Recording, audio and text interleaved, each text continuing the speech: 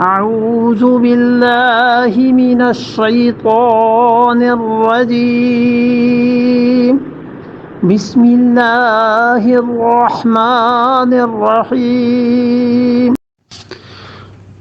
لولا كتاب من الله سبق لمسكم فيما أخذتم عذاب عظیم لولا کتاب من اللہ،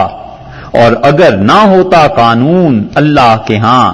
نہ ہوتی اللہ کے ہاں ایک بات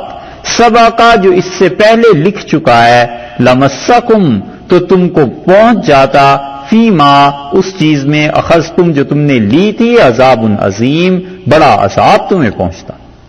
فَكُلُوا سو کھاؤ، مما غنمتم جو چیزیں بھی غنیمت میں اللہ نے دی ہیں، حلالن یہ پاک ہیں، طیباً ستھری ہیں، پاکیزہ بھی ہیں اور حلال بھی ہیں، واتقوا اللہ اور ڈرتے رہو اللہ سے، ان اللہ غفور الرحیم اللہ تعالی مہربان بخشنے والا ہے اور بہت رحم کرنے والا ہے۔ لولا کتاب من اللہ، اگر اللہ تعالی کا قانون سبقہ اس سے پہلے نہ ہوتا، ایک بات نہ ہوتی، لمسکم فیما اخذتم تو یہ جو تم نے لیا ہے نا پیسہ، عذاب عظیم خدا کا عذاب آ جاتا۔ اور یہ وہ چیز ہے جو ابھی حدیث میں آئی کہ رسول اللہ صلی اللہ علیہ وسلم نے اس عذاب کو آتے ہوئے دیکھا، اور اس عذاب کو جو نبی کریم صلی اللہ علیہ وسلم نے آتے ہوئے دیکھا ہے تو اس کا مطلب یہ ہے کہ یہ نہیں ہے کہ کوئی عذاب آ ہی گیا تھا، مطلب یہ کہ عذاب پیش کر دیا گیا کہ یہ عذاب ہوتا۔ یہ جو لولا کتاب من اللہ ہے، اس آیت میں جو فرمایا ہے کہ اگر نہ ہوتی ایک بات، یہ ایک بات کیا ہے؟ مفسرین کہتے ہیں، ایک گروہ کہتا ہے کہ ایک بات یہ کہ ہم اجتہادی خطا پر سزا نہیں دیا کرتے، ہمارا یہ قانون ہے، اگر یہ قانون ہمارا نہ ہوتا تو اس پہ سزا دی جاتی۔ اور اس سے ثابت ہوتا ہے جو اہل سنت والجماعت کا مسلک ہے کہ رسول اللہ صلی اللہ علیہ وسلم سے اجتہادی خطا ممکن بھی تھی اور ہوئی بھی ہے۔ مائدہ میں بھی گزری نا، وہاں پہ آیا تھا واستغفر اللہ، آپ اللہ سے معافی مانگیے، ولا تکن للخائنین خصیما، اور آپ ان چوروں کی طرفداری مت کیجیے، وہاں آئی تھی نا وہ آیت۔ ایسی یہ دوسری آیت آ گئی کہ اللہ تعالی نے بتایا کہ آپ کے شایان شان نہیں ہیں، تو اجتہادی طور پر پیغمبر علیہ الصلوۃ والسلام سے بھی خطا ہو سکتی ہے، اور اجتہادی خطا پیغمبر اور غیر پیغمبر علیہ الصلوۃ والسلام کی اس میں فرق یہ ہے کہ جو غیر ہوتا ہے اسے اجتہادی خطا پہ اللہ پوچھتے نہیں ہیں، کوئی وہی نہیں آتی، اور نبی علیہ الصلوۃ والسلام اس پہ فوراً وہی آ جاتی ہے کہ یہ بات پسند نہیں آئی، کیونکہ اللہ تعالیٰ اگر ان کو چھوڑ دے اور وہ اجتہادی طور پر خطا قائم رہے تو وہ تو خطا ان کے بارے میں ہوئی نا، امت کے لیے تو وہ سنت بن گئی، امت کے لیے تو طریقہ بن گیا۔ اس لیے کبھی بھی انبیاء علیہ الصلوۃ والسلام کو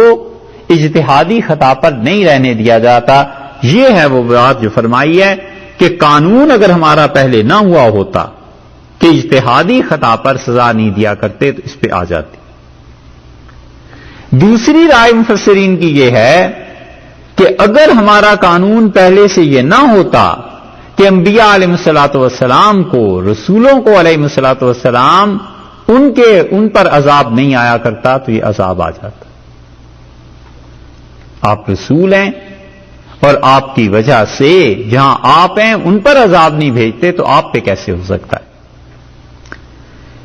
تیسری رائے یہ ہے کہ اللہ تعالیٰ نے ایک سمپل سی بات کی کہ کسی بھی قانون کو نازل کرنے سے پہلے اگر کوئی آدمی اس قانون کی خلاف ورزی کرتا ہے تو وہ گناہگار نہیں ہے۔ ہم نے آپ لوگوں پر قانون نازل ہی نہیں کیا تھا سرے سے کہ غنیمت کا مال فدیہ لینا ہے نہیں لینا، کوئی قانون ہی نہیں تھا۔ تو اگر خدا کا یہ اصول نہ ہوتا کہ قانون اللہ جب تک نازل نہ کرے اس کی خلاف ورزی پر سزا بھی نہیں دیا کرتا، تو پھر سزا دے دیتا. اللہ نے چونکہ قانون ہی نازل کیا تھا اس لیے سزا بھی نہیں دی، لیکن اللہ کو یہ بات اتنی ناگوار گزری ہے، کافروں کو چھوڑ کیوں دیا؟ 3 چیزیں. اور چوتھی چیز وہ کہتے ہیں کہ اللہ تعالی نے کہا کہ مال غنیمت یہ پہلے تو کسی کے لیے بھی جائز نہیں تھا، آسمان سے آگ آ کر جلا دیتی تھی، تمہارے لیے بھی جائز نہیں تھا. یہ جو مفسرین کی رائے ہے نا، اس کو ذرا دیکھیے آپ. وہ کہتے ہیں تمہارے لیے بھی مال غنیمت جائز نہیں تھا. جب جائز نہیں تھا کیوں تم نے اکٹھا کر لیا؟ تو دیکھو مستقبل میں آئندہ تم نے جائز سے کرنا تھا نا، یہ لوح محفوظ میں تھا. اگر ہم نے یہ نہ طے کیا ہوا ہوتا کہ اس امت کے لیے مال غنیمت جائز ہے تو تمہیں ہم عذاب دے دیتے.